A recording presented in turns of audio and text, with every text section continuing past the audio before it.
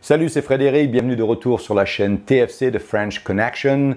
Ceci est la deuxième partie de notre épisode, le premier épisode étant consacré à Robert Maxwell, où nous avons examiné en tout cas la manière dont il avait fait son argent, mais aussi les connexions avec le renseignement international qui malheureusement ont fini par se débarrasser de lui. Voilà, si vous voulez voir le premier épisode, il y a un petit lien au-dessus. Tout de suite, nous allons nous pencher tout simplement sur sa fille, Ghislaine Maxwell, ainsi que Jeffrey Epstein. Et pour cela, nous devons repartir à la fin des années 1980. Restez avec nous.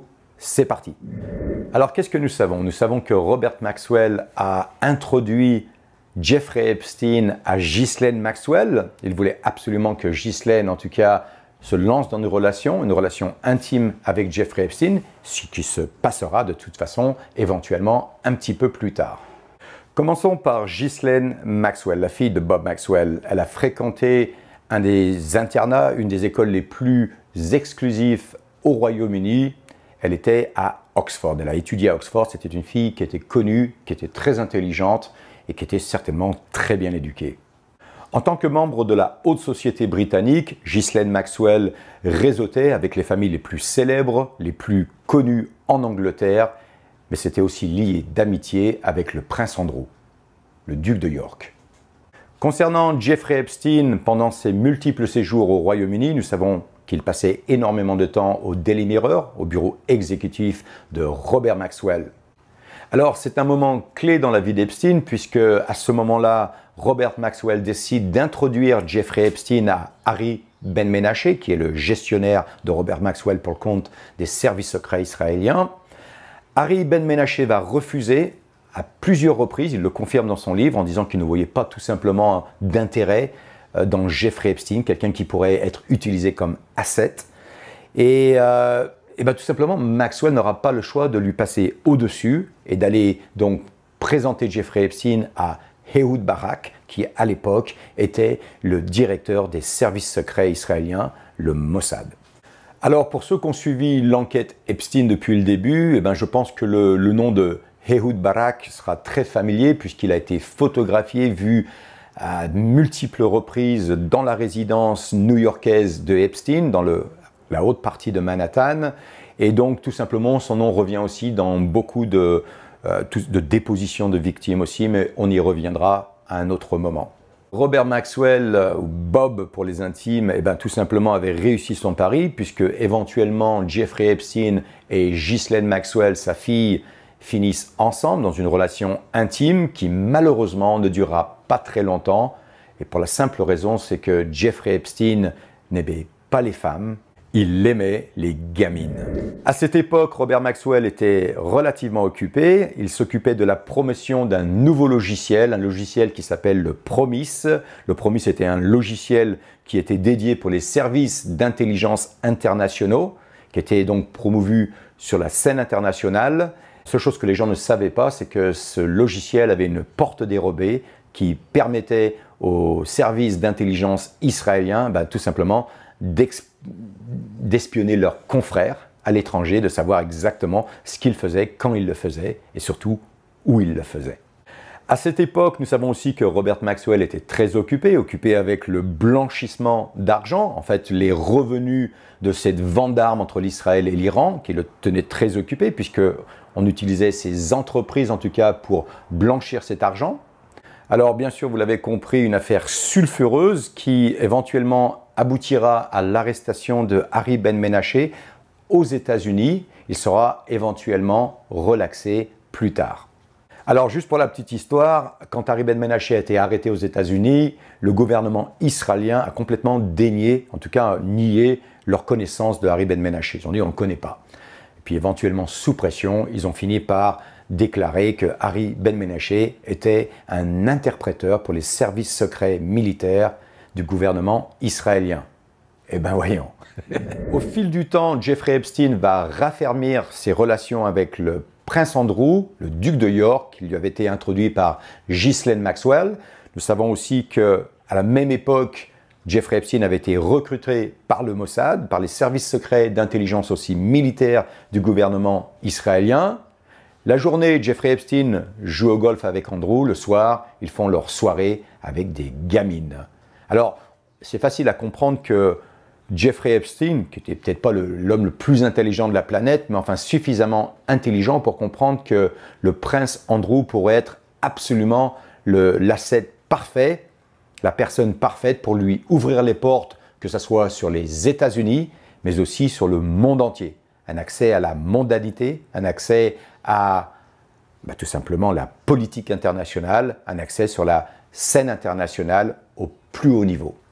Il est vrai qu'à cette époque-là, Epstein avait été décrit par certains comme un marchand d'armes, mais je pense que ce n'était pas tout à fait vrai, que ce n'était pas vraiment son forte.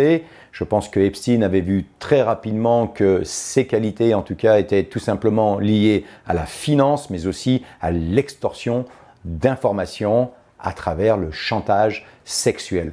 Et c'est là en fait que toute la saga Epstein commence. Il a le prince Andrew à ses côtés qui lui ouvre toutes les portes de la mondanité. Il a Ghislaine Maxwell, éduquée de Oxford, la fille d'un milliardaire qui lui ouvre toutes les portes aux États-Unis. Ils ont accès à toutes les célébrités de la science, les célébrités de Hollywood, les célébrités de la finance et bien sûr des politiciens très influents sur le territoire américain.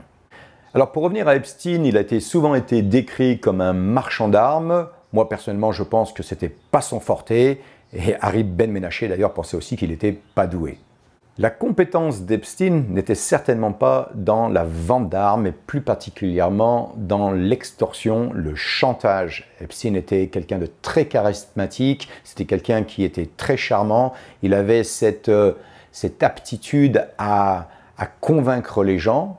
Il avait bien sûr une infrastructure impressionnante avec des propriétés à New York, Miami, un ranch Zorro à Santa Fe, New Mexico, des appartements à Avenue Foch à Paris, toute une structure lui permettant d'évoluer avec une mondanité. À ses côtés, Ghislaine Maxwell, la fille de Bob Maxwell, avec un accent d'Oxford. Il a à sa gauche, il a Jean-Luc Brunel, qui lui amène des mannequins du monde entier, des mannequins majeurs, mais aussi des mannequins mineurs. Il a absolument tout pour pouvoir, en tout cas, monter un système d'extorsion et de chantage au sexe. Il a aussi proche de lui le prince Andrew, le duc de York, qui lui permet d'ouvrir toutes les portes de la mondanité dans le monde entier. Rien ne pouvait arrêter Epstein. Epstein bénéficiait de deux formes de sécurité, une sécurité physique, certainement à distance, fournie par les services secrets. Alors après, vous choisissez, vous avez le Mossad, la CIA et MI6. Et puis, la deuxième chose, c'était une protection certainement juridique, une protection avec les meilleurs avocats qui lui permettaient en tout cas de pouvoir mettre pression sur les juges, que ce soit les juges d'État ou des juges fédéraux, pour s'assurer qu'en tout cas, que s'il y avait quoi que ce soit, il s'en sortirait sans égratignure. L'enquête du FBI finira par nous révéler que les propriétés d'Epstein étaient toutes équipées de caméras, mais aussi de micros cachés permettant des enregistrements. Alors des enregistrements pourquoi? Des enregistrements tout simplement pour filmer des personnalités, des gens importants dans des situations compromettantes. Il y va de soi que beaucoup de ces gens-là, je dirais même la totalité de ces gens-là n'étaient pas au courant qu'ils étaient filmés. Ils étaient filmés tout simplement pour permettre éventuellement plus tard, si besoin est, de les compromettre pour leur extorquer des informations ou tout simplement pour en retirer des faveurs. Beaucoup de gens se sont posé la question si, en effet, Ghislaine Maxwell appartenait d'une manière ou d'une autre à des réseaux de renseignement internationaux. C'est une question qui a été posée. Je pense qu'aujourd'hui, l'enquête qui suit son cours aux États-Unis avec le FBI et le juge Loretta Preska, je pense qu'on aura des réponses en tout cas. Voilà. Alors nous savons que Ghislaine Maxwell avait déménagé la même année de la mort de son père. Elle avait déménagé avec l'aide de Jeffrey Epstein. Elle s'était en tout cas dirigée vers New York, sur Manhattan, où Jeffrey Epstein, à travers sa J. Epstein Company, lui avait acheté une maison de 4,9 millions de dollars. Et d'ailleurs, la commande de cette maison, l'achat de cette maison avait été articulé par personne d'autre que le fameux Darren Indyke. Pour ceux qui ont regardé mes vidéos avant, vous savez qui Darren Indyke est. Il s'occupe plus particulièrement des fonds de compensation des victimes et il est aussi un des grands acteurs de la gestion de la succession d'Epstein tout simplement. Voilà, donc nous arrivons à la fin de cet épisode, à la fin de cette deuxième partie. Je vous remercie de nous avoir suivis. J'aimerais rapidement faire un résumé en tout cas. Personnellement, je pense concernant Epstein qu'il ne travaillait pas uniquement pour les services d'intelligence israéliennes, pour le Mossad. Je pense qu'il avait aussi d'autres contacts avec d'autres services internationaux de renseignement. Il serait facile également de penser que Epstein vendait ses informations aux plus offrants. C'était des informations sensibles et certainement beaucoup de pays devaient y être très intéressés. On pourrait aussi penser que Epstein avait amassé un bon petit pactole en vendant ces informations et que cela pourrait certainement en tout cas expliquer la fortune qu'il avait amassée au fil du temps. Pour finir, deux mots sur le renseignement international, la communauté du renseignement, c'est une entreprise dont la priorité est d'acquérir des informations sensibles, que ce soit en provenance d'individus, de privés comme vous et moi, mais aussi de gouvernements, et puis bien sûr des renseignements sur le développement de nouvelles technologies dans le domaine du nucléaire, l'avionique, la surveillance, le big data, c'est-à-dire l'exploitation des données, et bien sûr dans le domaine de la science médicale. La course à la suprématie mondiale a commencé bien avant la Seconde Guerre mondiale, vous en doutez bien. Il ne faut pas perdre de vue que le pays ou l'État le plus avancé technologiquement parlant sera à l'avant-garde de cette course et en dictera ses règles.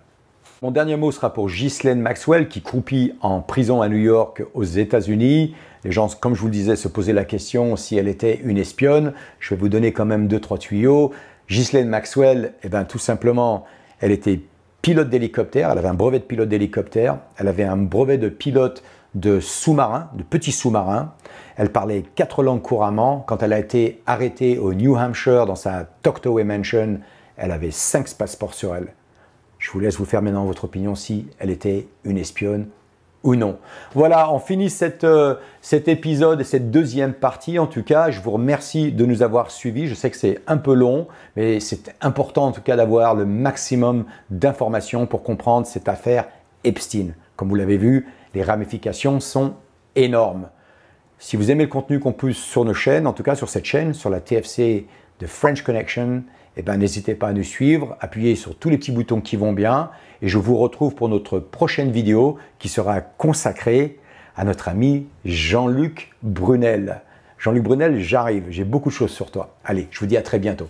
Ciao!